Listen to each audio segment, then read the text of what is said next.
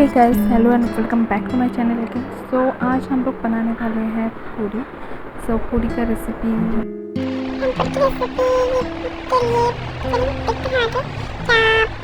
कैसे बनाते हैं हम। बहुत ही सिंपल सी रेसिपी है। जैसे कि आप हम लोग आटा गूंथते हैं, आटा उसके बाद थोड़ी देर के लिए रख देते हैं ताकि फूले फूले हम लोगों को पूरी मिले।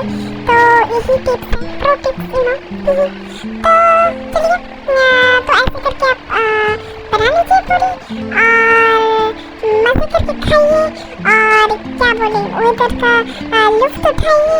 और हम लोग मेरे वीडियो अगर अच्छा लगा तो प्लीज़ मेरे चैनल को सब्सक्राइब, लाइक एंड शेयर कीजिए और बड़े मज़ेदार रेसिपी के लिए वेट कीजिए। Okay, so bye guys. I'm repeating again, please like, share and subscribe.